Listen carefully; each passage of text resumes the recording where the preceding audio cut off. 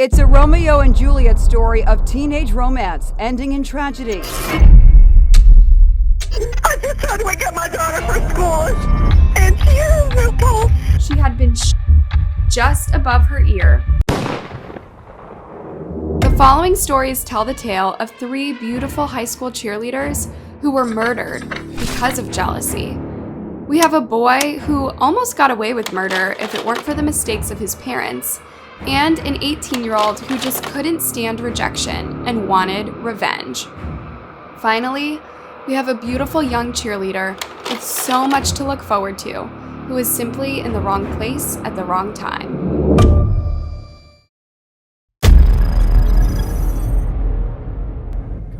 Newly released video by prosecutors shows what they say are the last moments of a local teenager, Tristyn Bailey's life.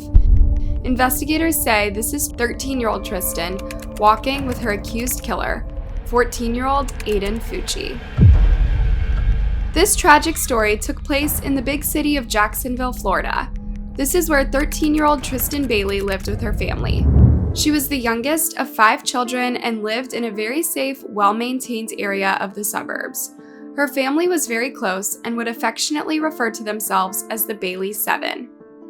Tristyn went to a local school, Patriot Oaks Academy. She did cheerleading, which was an absolute passion for her. She loved attending practices more than just about anything. Sometimes she would even put it ahead of her schoolwork. Tristyn was outgoing, very friendly, and well-liked. She was fun-loving and enjoyed going to local events in the community. In May of 2021, Tristyn decided to go to a local food truck event with a friend. It was a pretty casual time and she met a few people before heading home. The weekend that followed was pretty normal for the Bailey family. After sharing dinner together, Tristyn's sister walked in on her having a video call with a boy. She didn't know who the boy was, but just saw that he was wearing a white baseball cap. She respected her sister's privacy, so she didn't ask who he was. She just left the room and shut the door behind her so Tristyn could continue the conversation. The next day was Sunday, May 9th, and it was Mother's Day. Everyone in the family headed downstairs to wish their mother a happy Mother's Day, but strangely, Tristyn was nowhere to be found. This was strange to everyone since she is typically one of the first people up in the morning. But her parents just assumed that she might be sleeping in after having a late night, messing around on her phone. But when her parents went to check her room, she wasn't there. They called her cell phone and she didn't answer. This was extremely out of character for her, and she always told her parents if she had plans or if she was going somewhere.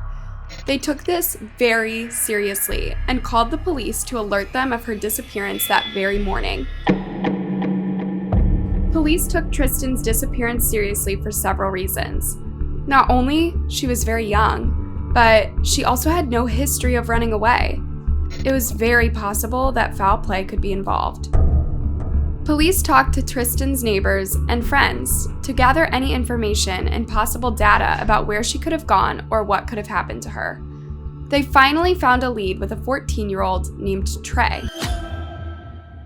Trey told the police that Tristyn had left her home and gone to a nearby neighborhood not far from her own. According to Trey, this was a preconceived plan. Trey said that Tristyn came to his house where she met up with another 14-year-old boy by the name of Aiden Fucci. The 3 hung out for a little while and Aiden did some casual substance use in order to chill out. Trey said that around 1 a.m., Aiden and Tristyn left his house together and he hadn't heard from them since. Police immediately considered Aiden a person of interest and went to his house where they questioned him. Aiden didn't seem the least bit worried that police were at his house. In fact, he even posted a selfie in the back of a police car and joked about Tristyn's disappearance. Having fun in a cop car.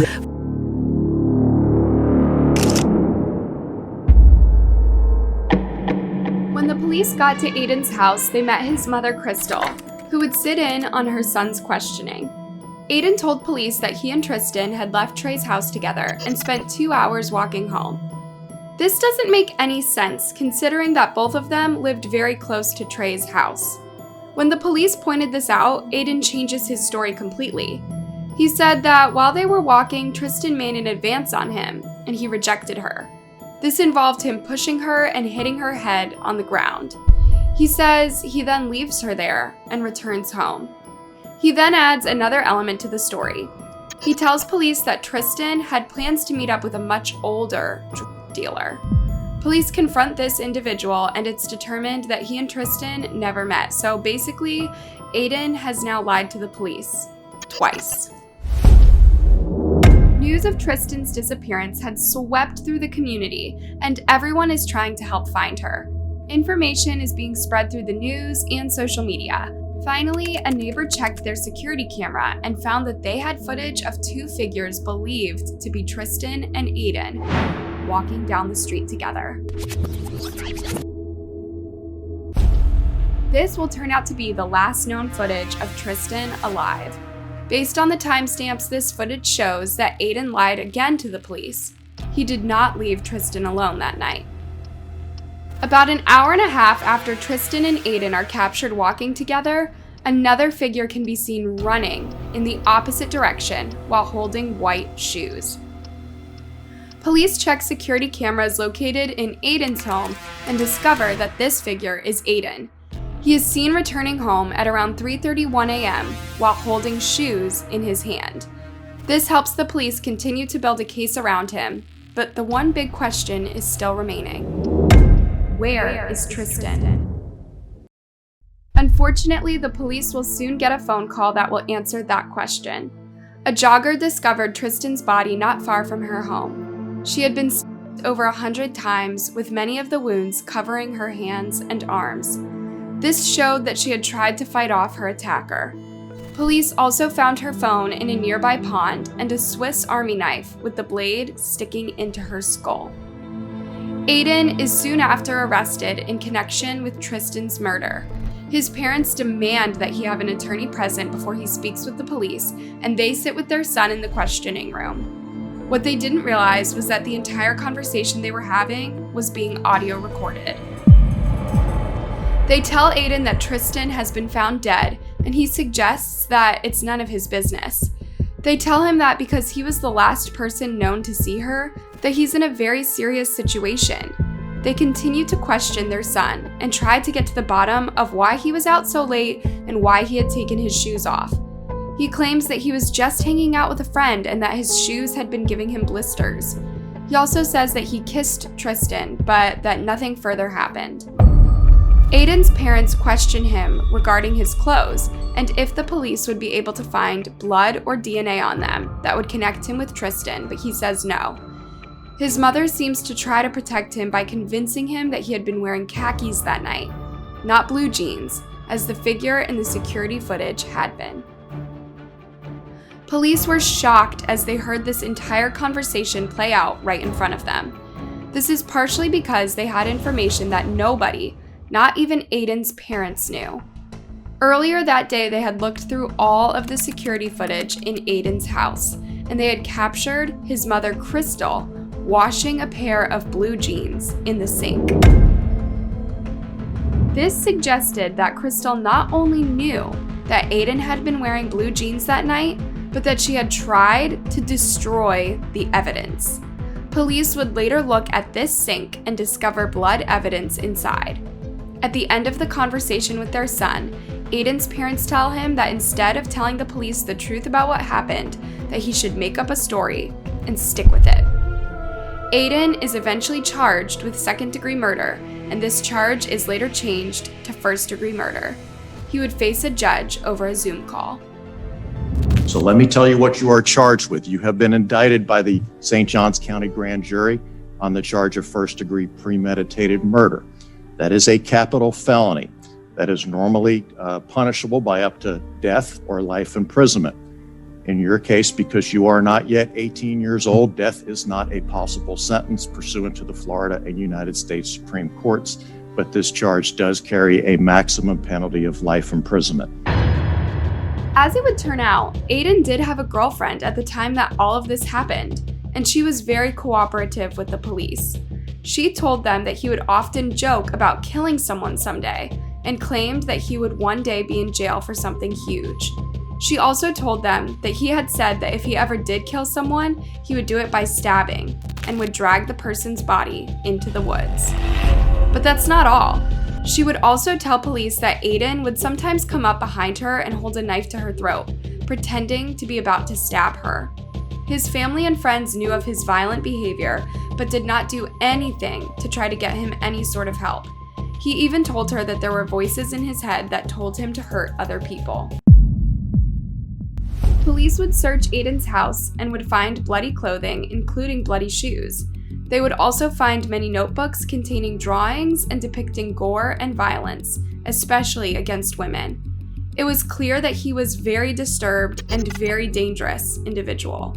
Aiden's mother, Crystal, would also be arrested for tampering with evidence by washing the bloody jeans and also essentially instructing her son to lie to the police. Throughout the initial court proceedings, Aiden remained calm and stoic. He didn't seem to care that he was likely facing life in prison. But when he realized he could use his mental health problems to his advantage, he started acting erratically. He would pretend to see things that weren't there. He would also pretend to not be present by questioning where he was. What's going on? What's going on?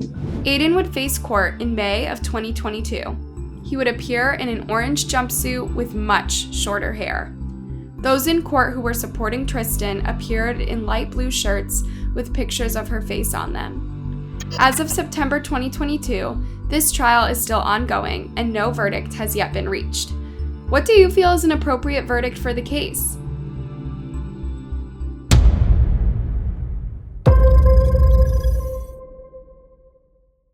It's a Romeo and Juliet story of teenage romance ending in tragedy.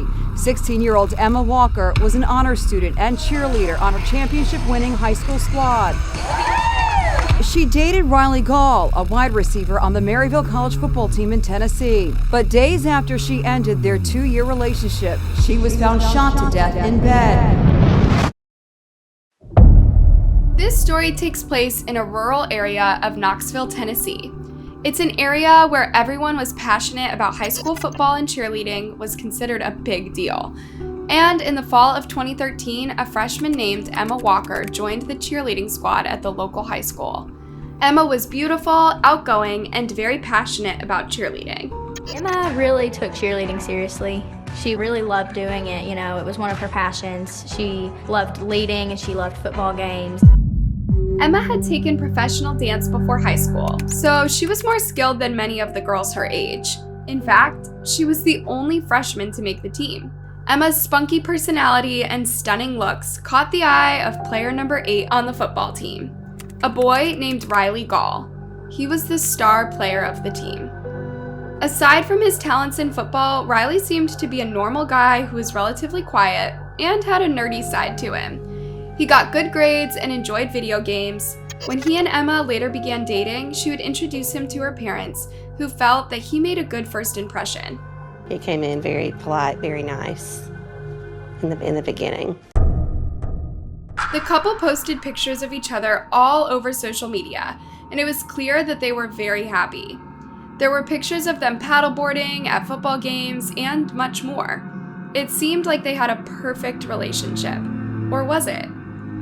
At first, it was just kind of normal, like nothing out of the ordinary. He didn't really talk to us, her friends, a lot, but I was just like, oh, he's shy, like, new boyfriend. It just seemed normal, but then after a while was when we got kind of concerned. According to Emma's friends, Riley didn't have any interest whatsoever in getting to know any of them. They also witnessed him becoming sort of controlling with her. He got more possessive and more clingy towards her and, wouldn't let her do certain things. Emma and Riley's relationship had quickly become extremely toxic. They were constantly fighting and then getting back together. Their fights were loud and dramatic. They would yell and say harmful things to one another. There was always some sort of drama. Riley would even tell Emma what she could and couldn't wear. Things got really intense and bad. He would wait outside her work for her to get off, and he would just wait outside for hours. Emma's friends really started to get worried and they expressed their concerns with her. They urged her to see how unhealthy this was and break up with Riley, but she just brushed off their worries. Everyone could see the problems that were going on. Riley didn't speak to her the way that a guy should talk to a girl. He was just disrespectful. Sometimes Riley would even threaten Emma. "You're dead to me. I'll check the obituary." Emma's parents became aware of what was going on and are desperate to break up the couple for their daughter's safety. They take away Emma's cell phone and make it clear that Riley is not allowed in their home. It doesn't work, and the pair always find some way to communicate. No matter what the horrible things Riley would say or do to Emma, he would always have a quick apology on hand and would try to take it all back. "Emma, I'm sorry for however I act to you. I love you more than words can describe." Riley did a good job manipulating Emma and isolating her from others. Their rocky relationship would continue for 2 years. Towards the end of the relationship, Emma's parents were doing everything in their power to keep the two apart, but nothing worked. They would always find their way somehow to see each other. Desperate at this point, they end up confining Emma to the house, only letting her out to go to school or cheerleading practice. Shockingly, some positive change started to happen. She started socializing more with her family, and they began getting along better. It was as if she was turning back into her old self. The Emma she was before her and Riley's relationship turned sour. Emma must have seen this positive change too, because she finally realized what she had to do. She had to break up with Riley. Just came to the realization that she deserved better, like this wasn't a good relationship, so she broke up with him. Everyone was so relieved and happy for her. After years of toxicity, Emma was finally free. At this point, Emma is 16 years old and Riley is 18. He has graduated to high school and moved to college. It's safe to say he doesn't take the breakup well. While in his college dorm room, he takes a number of prescription pills along with alcohol in an attempt to take his own life. He is unsuccessful. Looking back, Riley's friends may have overlooked a lot of signs that Riley would try to take his own life. He would talk about being depressed and wanting to hurt himself, but they probably didn't think he would follow through with these threats. Back at home, it's a Friday night and there's a big football game that Emma cheers in. They win and there's a big celebration afterwards that Emma's allowed to go to. At around 11:30 at night, things start to get creepy, as Zach Green, one of Emma's friends, recalled. She's like, "Zach, I'm getting these really weird text messages. Come outside alone if you don't want to see a loved one get hurt." The anonymous person says that he has someone that Emma cares about and that if she doesn't do what they say, they will hurt them. Emma is really creeped out, but she thinks it could just be one of Riley's friends trying to scare her so she doesn't call the police. But then things start to get even more horrifying. "She's in a ditch beside her house. It's a shame you can all of a sudden not value someone else's life." Zach and Emma end up going back outside together, and that's when they see a body laying face down with the street light shining down on it. As they get closer, they realize that it's Riley. And we finally get to him, and he's holding up his head, kind of has this confused face on. He's like, Emma's like, "Why are you here?" He's like, "I don't know what happened. I don't know how I got here. I've been kidnapped. Someone dropped me off here. I don't know what's happening. Where am I?" He was acting as if he had been hit upside the head. Emma is understandably very upset and confused about what's going on. They had just broken up, and Emma wanted to be left alone. To make matters even weirder, Riley ends up just walking away. That's when he calls his friend Noah. He sounded like he'd been crying, or like he was sounding fatigued, I guess. And he basically told me that these people knocked him out, took his car, and threw him in a van, and he didn't know where he was. Essentially kidnapped. Yeah.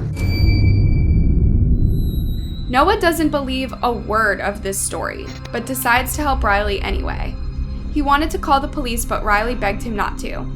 Emma returns home safely, but it's not until the next morning when things go from bad to worse. Emma is home alone and about to go meet her mom when someone in black shows up to her house and starts banging on the door and ringing the doorbell excessively. Understandably, she's pretty freaked out, and she does something she shouldn't have. She texts Riley. I'm shaking and crying. I hate you, but I need you right now. Meanwhile, Emma's mom is getting concerned since her daughter is so late. She decides to head home and make sure everything is okay. When she pulls up to the house, she is shocked to see Riley standing alongside Emma in the driveway. And I just said, you're not allowed. You need to leave. Riley did agree to leave. Emma is terrified that there's someone out there that wants to hurt her, possibly a stalker or a robber. But time passes and the person doesn't return. Flash forward to November 20th, 2016. It's a Sunday and Emma enjoys a relaxing day, complete with a trip for ice cream with her dad. Knowing that she would have to be up early for school the next day, she decides to go to bed early. I told her, good night, love you, I'm going to bed. Everyone goes to bed, but then in the middle of the night, Emma's dad is awoken by a loud noise. It sounds like the bang of a door slamming. Worried that someone could have gotten into the house, he immediately goes to check on Emma and her brother, but they both appear to be sleeping peacefully.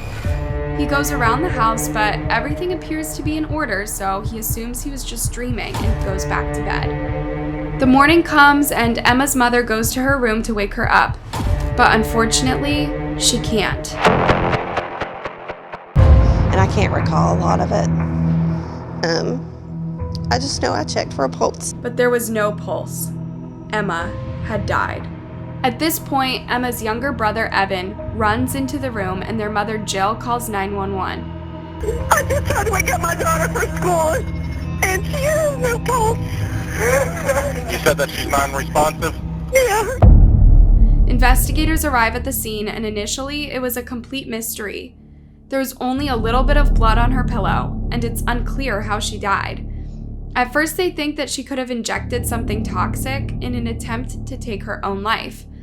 But then, they notice something. A small hole right by Emma's bed. It looks like a bullet hole. Was it possible that Emma had been shot to death? Investigators examine Emma's body, and sure enough, there is a small bullet wound in her head. She had been shot just above her ear in a spot that turned out to be fatal. But who had done this, and how? It's kind of obvious that someone had fired a shot from outside the residence into the residence, striking her in the head. Emma had lived in a very low crime community where things like this were practically unheard of. The entire community came out to support Emma's family and held a prayer vigil for her and a balloon launch. Meanwhile, police are working diligently to determine who her killer is. Emma's friends tell them about the mysterious person in black that appeared at Emma's house and banged on her door earlier on. Investigators look into this by viewing neighbors' security footage, and sure enough, they find the figure they had earlier described. Unfortunately, there was no face visible. There was a huge break in the case when Riley's friend Noah and another friend Alex came forward to speak to the detectives and told them that Riley had asked him to remove fingerprints from a gun. He had also talked about throwing a gun in the Tennessee River. Naturally, they bring Riley in for questioning.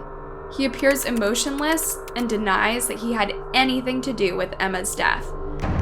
Riley's story not only has lots of gaps and doesn't really make sense, but he also strangely refers to Emma as the girl instead of by her name, as if he hadn't been in a relationship with her for 2 years of his life. Girl, she texted me. Which girl? The one that passed away. Okay. What's her name? Emma. Riley tried to say that he had been in a different town on the night of Emma's murder, but cell phone records prove otherwise, and his story is rapidly falling apart. But they still don't have enough evidence to actually arrest him. Noah and Alex are determined to help police crack the case, regardless of what danger they have to put themselves in, so they agree to wear hidden body cameras to record conversations with Riley. The conversations will be immediately sent to the police who are standing by. He ends up leading them to where he hid the gun. I just threw it in there. I don't know what's in there. I just want to throw it and be done. Oh my God. What? This is a real gun. Police are listening to all this go down, and they arrive before Riley has time to throw the gun into the river. Riley is then arrested and charged with murder. Throughout the trial, it was determined that Riley was the hooded figure hanging out around Emma's house, and he had been stalking her for a long time. He pleaded not guilty and did not testify. His defense tries to say that he actually hadn't intended to kill Emma, but just wanted to scare her. But the prosecution said that he did what he did out of anger and jealousy. It was all up to the jury on one fateful day in court. Did the jury reach a verdict? Yes, we did. What is your verdict? Guilty.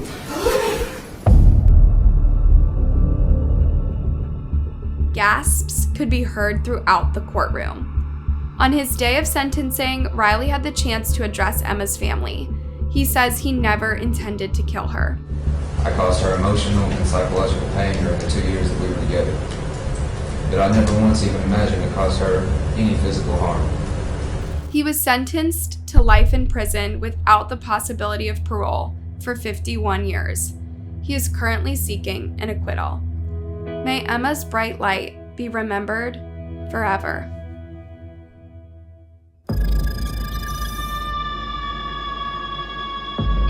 Justice be served for my child, please, Your Honor.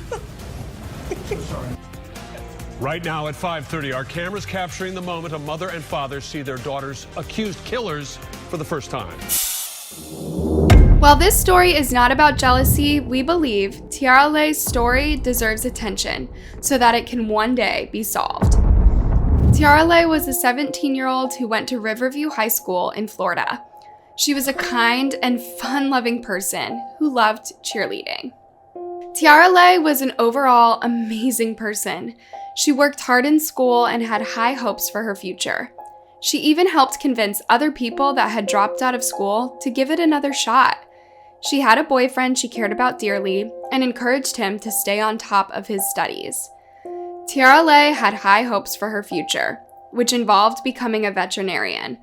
Unfortunately, she would never get to accomplish this dream because her life was cut tragically short in 2014. Instead of her parents planning for her senior year and her graduation from high school, they're planning her funeral on Saturday after she was shot last week. On the night that Tiara Lay was killed, she hadn't even really wanted to go out. She was more of a homebody who liked to hang out with her family. But her sister and some friends convinced her to join them for a party that night.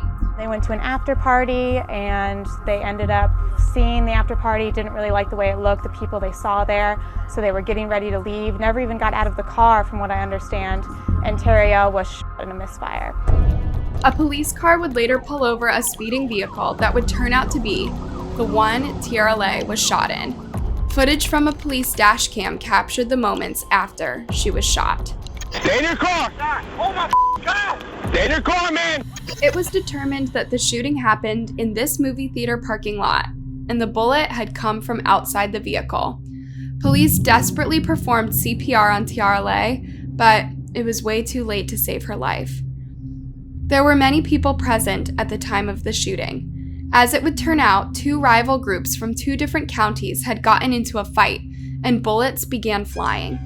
Tiara Lay had simply been in the wrong place at the wrong time, and one of the bullets had hit her in the head.